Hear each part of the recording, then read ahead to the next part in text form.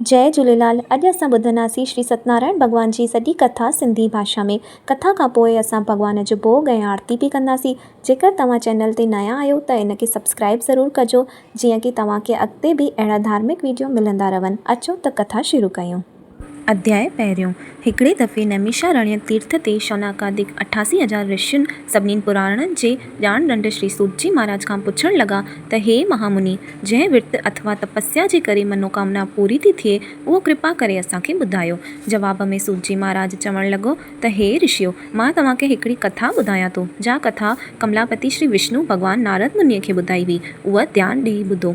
हिकिड़े ॾींहुं नारद मुनि ॿियनि जे कल्याण जी इच्छा सां अनेक लोक घुमंदो मृत्यु लोक में आयो। हुते सभिनी मनुष्यनि खे अनेक ॼोनियुनि में जन्म वठंदो दुख भोगींदो ॾिसी पंहिंजे मन में वीचार करण लॻो त उन्हनि मनुष्यनि जा दुख कीअं दूर थियनि। सो अची विष्णु लोक में पहुतो। उते हिन श्री विष्णु भॻवान जो दर्शन कयो। कहिड़ो आहे उहो परमात्मा जंहिं जूं 4 ॿाहूं आहिनि, जंहिंमें शंख चक्र गदा ऐं पदम आहे, फूल माला जंहिंजे गले में शोभा ॾेई रही आहे, मोर मुकुट जंहिंजे मस्तक ते आहे ऐं पीतांबर हेठि पहिरियल आहे।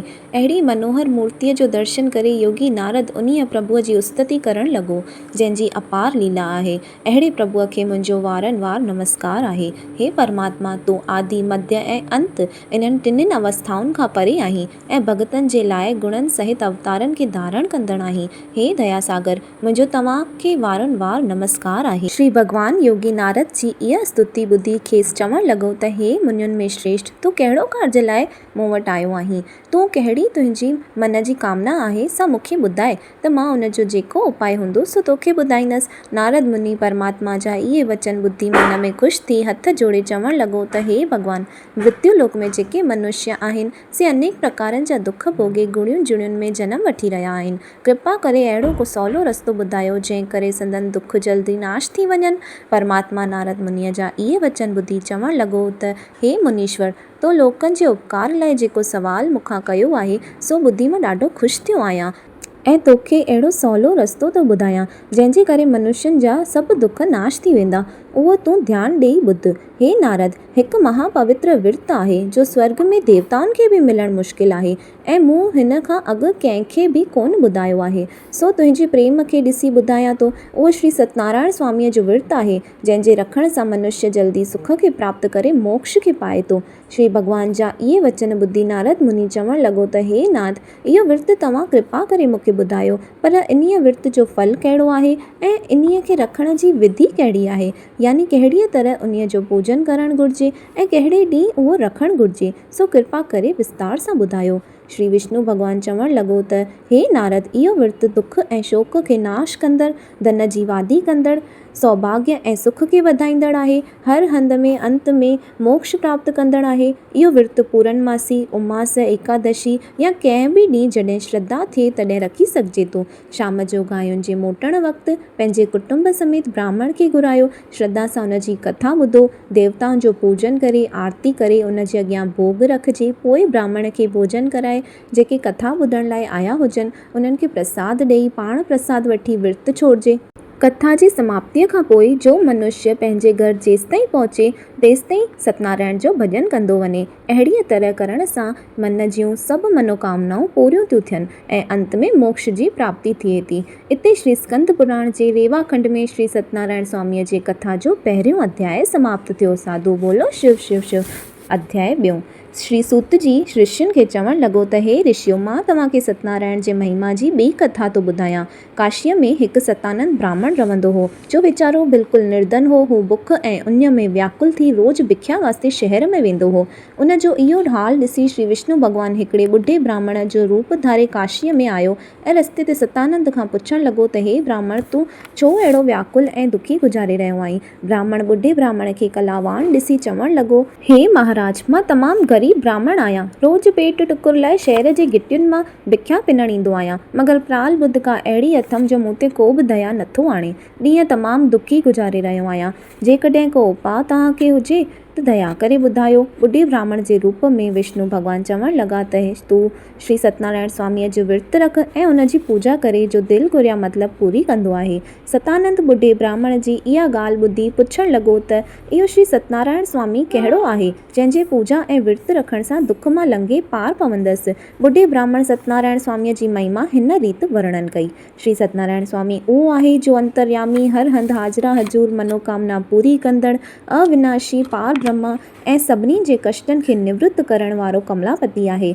उन्हीअ जी तूं सची श्रद्धा सां पूजा करे विर्तु रख त दुखनि खां छुटी पवंदी। एतिरो चई ॿुढे ब्राह्मण जो पाण विष्णु भॻवानु हो सतानंद खे सत्यनारायण स्वामीअ जे विर्तु रखण ऐं उन जे पूजा पाठ जो नमूनो ॿुधाए हलियो वियो। सतानंद घर अची इहा ॻाल्हि पंहिंजी स्त्रीअ सां कई ऐं मन में पको इरादो त सुभाणे कीअं बि करे ज़रूरु विर्तु रखंदसि। सॼी राति निंड बि कोन आयसि। प्रभात थींदे ई सनानु करे स्त्रीअ खे चयईं त तूं लेपो पाए घर खे पवित्र कर, छो त ज़रूरु सत्यनारायण स्वामीअ जो विर्तु रखिबो। इहा चई बिख्या लाइ झोली खणी ॿाहिरि निकितो। ईश्वर जी कृपा सां उन ॾींहुं खेसि बिख्या में अॻियां खां ॿीणो धन मिलियो। सत्यनारायण जा गुण ॻाईंदो घर आयो। पोइ पंहिंजे माइटनि खे घुराए श्री सत्यनारायण स्वामीअ जो पूजन करे स्तुति करे चवणु लॻो त हे सचानंद, हे पार ब्रह्मा, आऊं मतहीन थोरी ॿुद्धीअ वारो तुंहिंजे शरण आयो आहियां।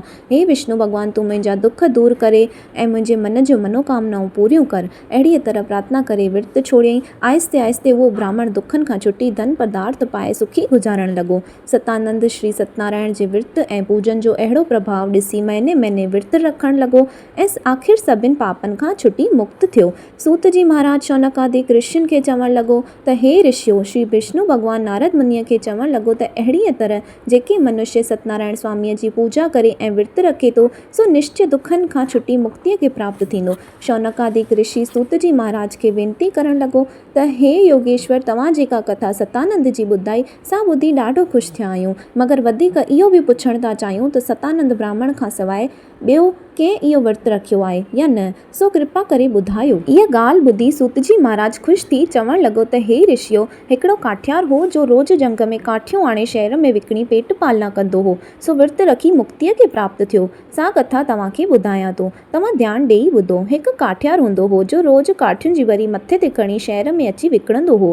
हिकु ॾींहुं उहो काठियार सतानंद ब्राह्मण जे घर वटां लंघियो। बुख ऐं उञ खां व्याकुल थी उन ब्राह्मण जे घर लंघे आयो। ब्राह्मण खे पूजा कंदो ॾिसी पाण घुरी पुछणु लॻो त हे महाराज, इहो तव्हां छा करे रहिया आहियो? काठियार जी इहा ॻाल्हि ॿुधी ब्राह्मण चवणु लॻो त आउं श्री सत्यनारायण स्वामीअ जी पूजा करे रहियो आहियां, जो अन्न धन जे ॾियण वारे, दुखनि खां छॾाइण वारे रखपाल मूंखे अहिड़े पद ते आंदो आहे। तूं बि थोरो तर्स कथा ॿुधी प्रसाद वठी हलियो वञ। काठियार इहा ॻाल्हि ॿुधी ख़ुशि थियो। सत्यनारायण स्वामी कलयुग में सचो आहे त मूं ते महिर करे त आउं ही काठियूं विकिणी सुभाणे ई सत्यनारायण स्वामीअ जो विर्तु रखंदसि ऐं पाठ करे विष्णु भॻवान खे ॾियाईंदसि।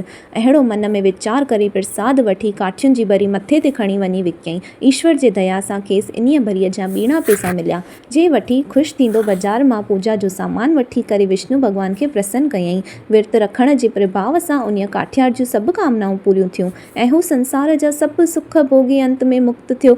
इते श्री स्कंद पुराण जे रेवा खंड में श्री सत्यनारायण स्वामीअ जे कथा जो ॿियों अध्याय समाप्त थियो।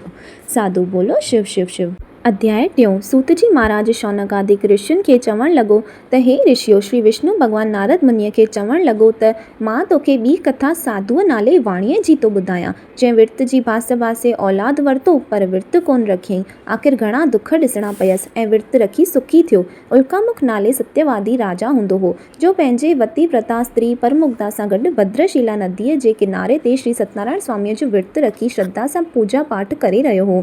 ऐं एतिरे में हिकु साधुअ नाले वाणियो घुमंदो फिरंदो अची उतां लंघियो। राजा खे पूजा कंदो ॾिसी पुछियईं त हे महाराज, तव्हां हीअ कंहिंजी पूजा करे रहिया आहियो? राजा खेसि चवणु लॻो त हीअ पूजा आउं औलाद जे थियण लाइ करे रहियो आहियां। श्री सत्यनारायण स्वामीअ जो विर्तु रखियो अथमि, जो अवश्य मुंहिंजी मनोकामना पूरी कंदो।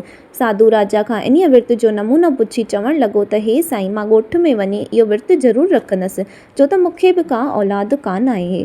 साधु राजा खां मोकिलाए थोरनि ॾींहंनि पुॼाणा अची पंहिंजी पत्नी लीलावंतीअ सां इहा ॻाल्हि कई ऐं खेसि चयईं त श्री सत्यनारायण स्वामीअ जो विर्तु तॾहिं रखंदासीं जॾहिं का औलाद पैदा थींदी। इहो चई थोरा ॾींहं गुज़ारे कंहिं पासे सफ़र ते हलियो वियो। ईश्वर जी कृपा सां लीलावती गर्भवती थी पूरे 10 महीने खेसि हिकु धीअ ॼाई, जंहिंजो नालो कलावंती रखियईं। साधू बि सफ़र खां मोटी आयो। हिकिड़े ॾींहुं लीलावंतीअ साधूअ खे चयो त हे स्वामी सत्यनारायण स्वामी, असांजी इच्छा पूरी कई आहे, छो नथा विर्तु रखो?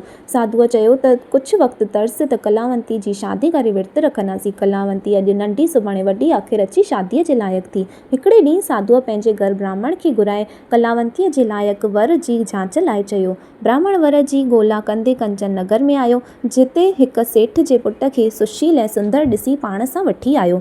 साधूअ खे उहो छोकिरो पसंदि आयो ऐं मोड़े चिटे ब्राह्मण जे हथां छोकिरे खे माइटनि खे मोकिलायो। थोरनि ॾींहंनि बाद सुख सां कलावंती जी शादी थी गुज़री। साधूअ खां विर्तु रखणु विसरी वियो। कुझु ॾींहंनि बाद साधू नाठीअ समेत अनाजनि जूं ॿेड़ियूं भराए वापार लाइ परदेस वञण जी तयारी कई। जॾहिं साधू नाठीअ समेत रतनसारपुर में अची पहुतो, तॾहिं राजा चंद्रकेतुअ जे महिलात मां चोरी करे उहो चोरीअ जो माल उते फिटी करे विया, जिते साधू ऐं संदसि नाठी टिकियल हुआ। चोरीअ जी ख़बर ॿुधंदे ई राजा चोरनि जे पुठियां सिपाहियुनि खे भॼायो। सिपाही ॻोल्हींदा हुते अची साधूअ वटि पहुता। साधूअ जे भरिसां के शयूं सुञातऊं। वधीक शक जाॻण ते ॼाण वठी ॿिन्हिनि खे हथकड़ियूं हणी अची राजा जे दरबार में पेश कयऊं। राजा बिना कंहिं सोच वीचार जे ॿिन्हिनि खे जेल में विधो। हिननि घणेई पुकारियो त असां ॿई ॾोही आहियूं, पर श्री सत्यनारायण स्वामीअ जे नाराज़ थियण करे राजा हिननि जी का बि ॻाल्हि कान ॿुधी। पाण जेको बि धन माल हुअनि सो बि फुरे पाण वटि रखी छॾियईं। होॾां हू हिकु ॾींहुं चोर साधूअ जे घर में गिड़ी विया ऐं जेको धन हुअनि सो सभु चोरी करे वियसि। माउ धीअ ॾाढो दुखी गुज़ारण लॻियूं, हितां हुतां टुकुर पिनी गुज़ारो करण लॻियूं। हिकिड़े ॾींहुं कंहिं ब्राह्मण जे घर वयूं त उहो ब्राह्मण श्री सत्यनारायण जो विर्तु रखी पूजा करे रहियो हो। उते ई वेही करे कथा ॿुधऊं ऐं जेके प्रसाद मिलनि सो खाधऊं। लीलावंती धीअ खे चयो त तुंहिंजी ॼाए श्री सत्यनारायण स्वामीअ जी सुखा रहियल आहे। सा पिणई बासी हुई, शायदि इन करे ई अहिड़ा दुख ॾिसी रहिया आहियूं। छो न पाण सुभाणे ई श्री सत्यनारायण स्वामीअ जो विर्तु रखूं?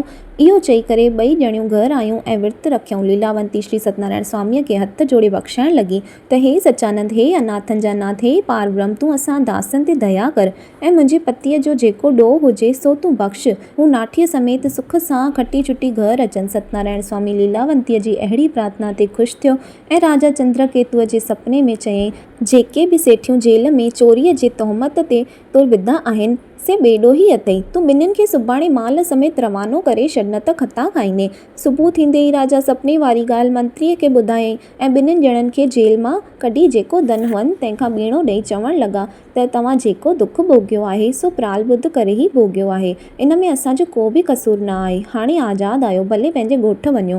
हू ख़ुशि थी राजा खे हथ जोड़े नमस्कार करे सुख सां अॻिते वापार लाइ वधिया। इते श्री स्कंद पुराण जे रेवाखंड में श्री सत्यनारायण स्वामीअ जी कथा जो 3 अध्याय समाप्त थियो। साधु बोलो शिव शिव शिव। अध्याय 4। श्री सूतजी महाराज शौनकादिक ऋषियुनि खे चवण लॻो त हे ऋषियो, श्री विष्णु भॻवान नारद मुनीअ खे चवण लॻो त हे नारद, इहे ॿई ॼणा सहुरो ऐं नाठी देसां देस घुमंदा, वापार मां नाड़ो कमाईंदा ॻोठ जे वेझो पहुता। तॾहिं विष्णु भॻवान हिननि जी आजमाइश वठण लाइ ॿुढे ब्राह्मण सन्यासीअ जो रूप धारे ॿेड़ीअ वटि अची पुछण लॻा त हे सौदागर, तव्हांजी ॿेड़ीअ में छा पियल आहे? उन्हीअ मां कुझु ॾींदा?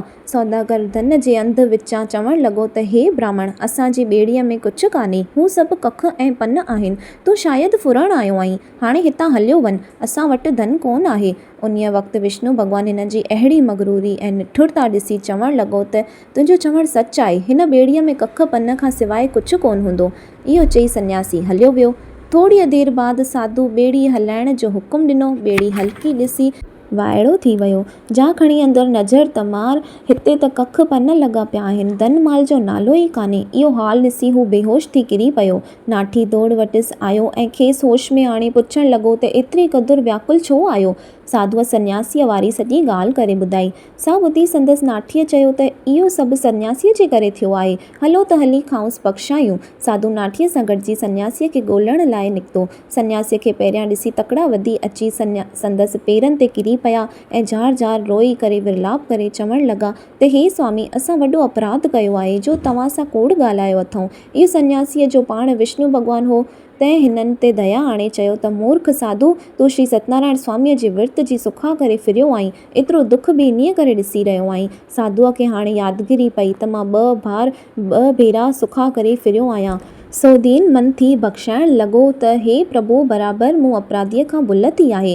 हाणे मूं ते दया करे मुंहिंजो धन माल जीअं हो तीअं कयो। मां ॻोठु वञी सत्यनारायण स्वामीअ जो विर्तु रखंदसि। सन्यासी साधुअ जी इहा विनती ॿुधी मथी प्रसन्न थियो ऐं मन घुरिया वर ॾेई अंतर्ध्यान थी वियो। साधु ॿेड़ी अची ॾिसे त अॻे वांगुरु धन माल सां भरी पई आहे। साधु ख़ुशि थी ॿेड़ी हाकारे ॻोठु ॾांहुं हलियो। कंहिं ॾींहंनि पुॼाणा अची पंहिंजे ॻोठ जे वेझो पहुतो। हिकिड़े नौकर खे अॻु वाटि ख़बर ॾियण लाइ घरु मोकिलियऊं। साधुअ जी स्त्री लीलावंती उन वक़्तु श्री सत्यनारायण स्वामीअ जी पूॼा करे रही हुई। तंहिं जॾहिं इहा ख़ुशख़बरी ॿुधी तॾहिं झटिपटि कथा पूरी करे हली वई। कलावंतीअ खे चवंदी वई, धीअ तूं बि जल्दी पूॼा करे ॿेड़ीअ ते अचु। कलावंती पंहिंजे पतीअ सां मिलण लाइ जहिड़ी तहिड़ी पूॼा करे प्रसाद छॾे माउ जे पुठियां हली वई। कलावंती ॿेड़ीअ वटि मस पहुती त ॿेड़ी अची ॿुॾण लॻी। इहो हाल ॾिसी सभई रोअण पिटण लॻा। कलावंती त बेहोश थी किरी पई। माणस खेसि उथारे होश में आणे धीरज ॾियण लॻी। साधु अहिड़ो हाल ॾिसी श्री सत्यनारायण में यकीन आणे विरलाप करे चवण लॻो, हे दीन बंधु, असां हिननि या अॻे जन्म में जेके पाप कया हुजनि से बख़्श। हे दयालु, तूं असांखे बचाए। उते आकाशवाणी थी त तुंहिंजी धीउ सत्यनारायण जे प्रसाद जो निरादर कयो आहे। सो श्रद्धा सां प्रसाद खाए त खेसि पति मिलंदो। कलावंतीअ श्रद्धा सां प्रसाद खाई भुल बख़्शाई। पोइ त सभु ख़ुशि थींदा घर आया। साधुअ घर अची सत्यनारायण स्वामीअ जो विर्तु वॾे धूमधाम सां रखियो। आख़िर में संसार जा सभु सुख पाए सभिनीनि पापनि खां छुटी मुक्त थियो। इते श्री स्कंद पुराण जे रेवा खंड में श्री सत्यनारायण स्वामीअ जे कथा जो चौथों अध्याय समाप्त थियो।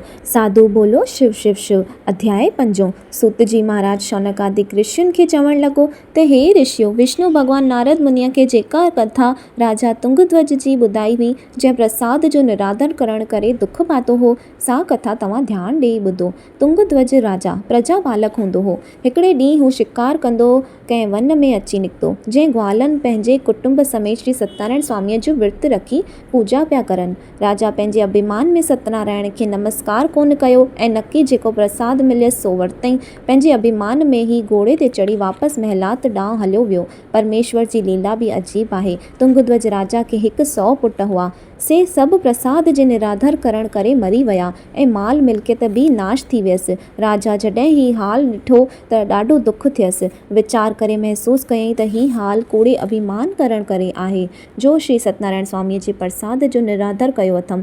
राजा पछताईंदो उन्हीअ वक़्तु घोड़े ते चढ़ी साॻे हंधि ग्वालनि वटि आयो।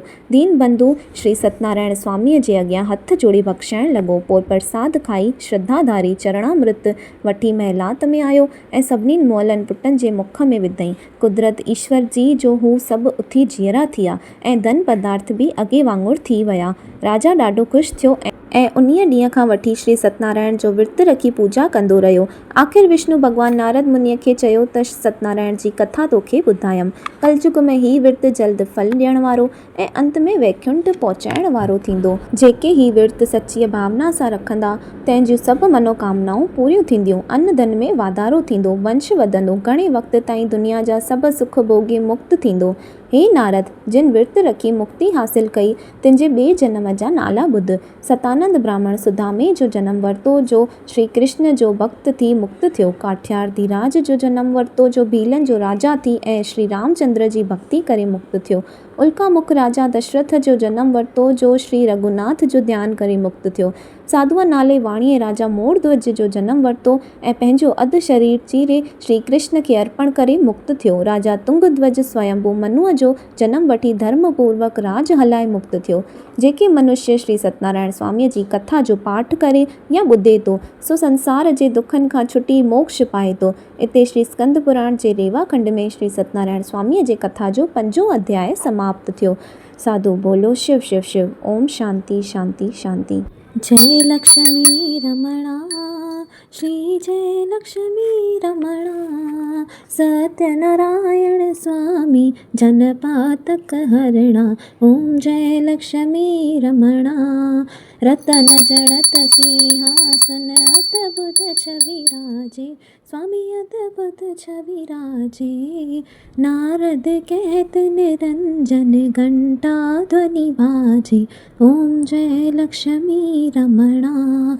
प्रकट भई कल कारण द्विज को दर्श दियो। स्वामी द्विज को दर्श दियो। बूढ़ा ब्राह्मण बनकर कंचन महल कियो। ओम जय लक्ष्मी रमणा।